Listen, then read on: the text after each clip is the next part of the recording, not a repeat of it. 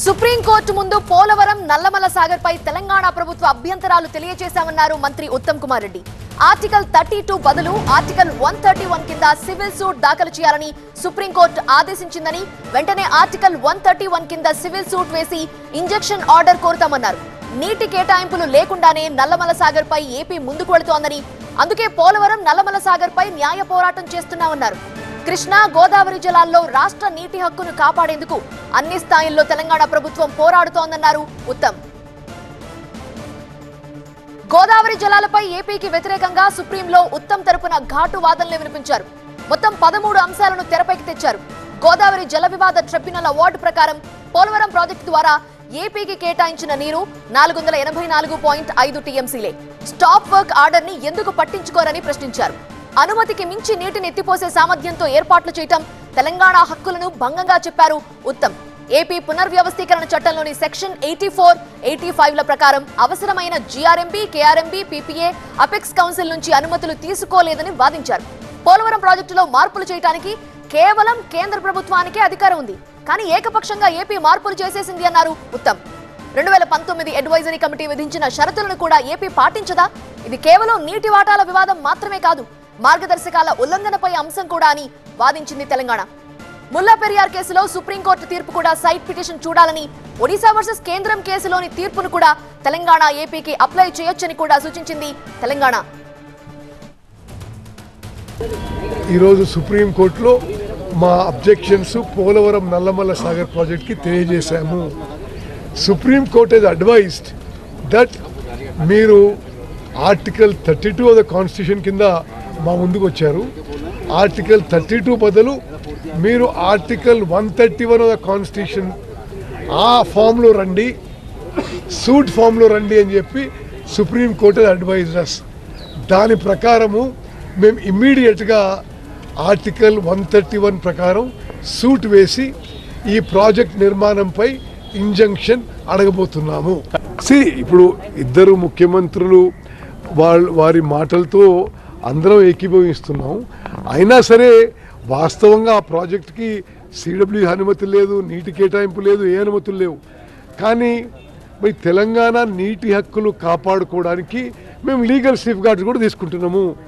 చాలా స్పష్టంగా తెలియజేస్తున్నా, మరి తెలంగాణలో ఉన్న కాంగ్రెస్ ప్రభుత్వం, ముఖ్యమంత్రి రేవంత్ రెడ్డి గారి నాయకత్వంలోని కాంగ్రెస్ ప్రభుత్వం గోదావరి జలాల్లో కానీ కృష్ణా నదీ జలాల్లో కానీ ప్రతి నీటి బొట్టు, ప్రతి చుక్క కాపాడుకోవడానికి, మన నీటి హక్కులు కాపాడుకోవడానికి అన్ని స్థాయిల్లో కూడా పోరాటం కొనసాగిస్తామని చెప్పి నేను మనవి చేస్తాను.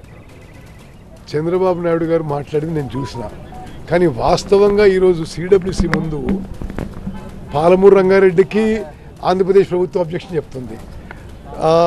కృష్ణా నదిపై అన్ని ప్రాజెక్టులు అబ్జెక్షన్ చెప్పారు, గోదావరి నదిపై అన్ని ప్రాజెక్టులు అబ్జెక్షన్ చెప్పారు. మరి వాళ్ళు చెప్పిన దానికి చేసిన దానికి తేడా ఉందని మాత్రం స్పష్టంగా తెలియజేస్తారు. అది ఆ నిర్ణయం ముఖ్యమంత్రి గారు తీసుకుంటారు. కానీ బట్ బేసికల్లీ ఉన్న ఫ్యాక్చువల్ పొజిషన్ మీకు చెప్తున్నా, మరోసారి చెప్తున్నా, తెలంగాణలో కాంగ్రెస్ ప్రభుత్వం, ముఖ్యమంత్రి రేవంత్ రెడ్డి గారి నాయకత్వంలోని కాంగ్రెస్ ప్రభుత్వం కృష్ణా నదీ జలాల్లో, గోదావరి నదీ జలాల్లో మన నీటి వాటాని, మన నీటి హక్కులు కాపాడడానికి అన్ని ఫోరంలో, అన్ని స్థాయిలో మరి పోరాటానికి కొనసాగిస్తామని చెప్పి మనం చేస్తాం. ఆ ఆర్టికల్ 31 ప్రకారం వేసినాము. ఈరోజు సుప్రీంకోర్టు మీరు ఇది కాంప్రహెన్సివ్ సబ్జెక్టు ఆర్టికల్ 131 రమ్మంటే ఆ విధంగా ఈ రోజు రేపట్లో అయిపోతున్నాం. అది సుప్రీంకోర్టు. తెలంగాణ ఇప్పుడు సివిల్ సూట్ ఫైల్ చేయబోతోంది. అసలు సుప్రీంకోర్టు ఏం చెప్పింది? మరిన్ని వివరాలు మా ప్రతినిధి ప్రభాకర్ని అడిగి తెలుసుకుందాం. ప్రభాకర్, ముందుగా ఒక విషయం చెప్పండి, రిట్ పిటిషన్ కి సివిల్ సూట్ కి డిఫరెన్స్ ఏంటి? రైట్, ఇంతకుముందు ఉత్తమ్ కుమార్ రెడ్డి చెప్పారు ఇది కాంప్రహెన్సివ్ సబ్జెక్ట్ ఇదంతా, సో అందుకని సివిల్ సూట్ ఫైల్ చేయమని సుప్రీంకోర్టు చెప్పిందని. ఎగ్జాక్ట్గా ఇప్పుడు ఈ ఇష్యూ అంతా దాని సెంట్రిక్గానే జరుగుతుంది. ఆర్టికల్ 32 ప్రకారం వీళ్ళు రిట్ పిటిషన్ ఫైల్ చేశారు. రిట్ పిటిషన్ పరిధి చాలా చిన్నది. ఇట్లాంటి కేసులలో సివిల్ సూట్స్ వేస్తే మాత్రమే దాని విచారణ పరిధి ఎక్కువగా ఉంటుంది. Court can hear exclusive matters and ఈ ఒక్క మ్యాటర్నే ఎక్స్క్లూజివ్గా వినడానికి అవకాశం ఉంటుంది. సో దానివల్ల సివిల్ సూట్ ఫైల్ చేయమని లాస్ట్ మండే హియరింగ్లో సుప్రీంకోర్టు చెప్పింది. సో దాంట్లో భాగంగానే మీడియేషన్ కూడా అనుకూలంగా ఉంటే చెప్పండి అంటూ కూడా సుప్రీంకోర్టు వ్యాఖ్యానించింది. సో ఈరోజు వీళ్ళు తెలంగాణ ప్రభుత్వం వేసిన రిట్ పిటిషన్ను విత్డ్రా చేసుకొని సివిల్ సూట్ ఫైల్ చేయమంది. జనరల్గా సివిల్ సూట్స్ ఎప్పుడు వస్తాయంటే సివిల్ సూట్స్ రాష్ట్రాలకు మధ్య వివాదాలు తలెత్తినప్పుడు, అంటే స్టేట్ వర్సెస్ స్టేట్, అట్లాగే స్టేట్ వర్సెస్ యూనియన్ సెంట్రల్ గవర్నమెంట్తో ఇష్యూస్ తలెత్తినప్పుడు, అట్లాగే స్టేట్ వర్సెస్ మల్టిపుల్ స్టేట్స్, ఒక రాష్ట్రానికి ఇంకొన్ని రాష్ట్రాలతో వివాదాలు ఉన్నప్పుడు ఆ వివాదాలను పరిష్కరించుకునేందుకు సివిల్ సూట్స్ చేస్తారు. దాంతోపాటుగా మల్టిపుల్ స్టేట్ వర్సెస్ యూనియన్, ఇట్లా చాలా ఈ దీంట్లో పనిచేస్తుంది. ఈ బౌండరీస్లో ఈ సివిల్ సూట్ అనేది పనిచేస్తుంది. సేమ్ రెమెడీ ఇప్పుడు తెలంగాణ ప్రభుత్వానికి చేయాల్సిందిగా సుప్రీంకోర్టు ఆదేశించింది. గతంలో ఒక డ్యామ్ విషయంలో కూడా state of Tamil Nadu versus state of Kerala కూడా ఇదే సివిల్ సూట్ను ఫైల్ చేయమని సుప్రీంకోర్టు చెప్పింది. సో అది వెంబటే దానికి పరిష్కారం దొరికింది. సో ఇప్పుడు కూడా పోలవరం నల్లమల్ల సాగర్ కానీ Banakacherla Godavari link, GB link, so ఈ అబ్జెక్షన్స్ ఏవైతే తెలంగాణ రేజ్ చేస్తుందో ఇవి ఇంటర్ స్టేట్ డిస్ప్యూట్స్గా ఉన్నాయి.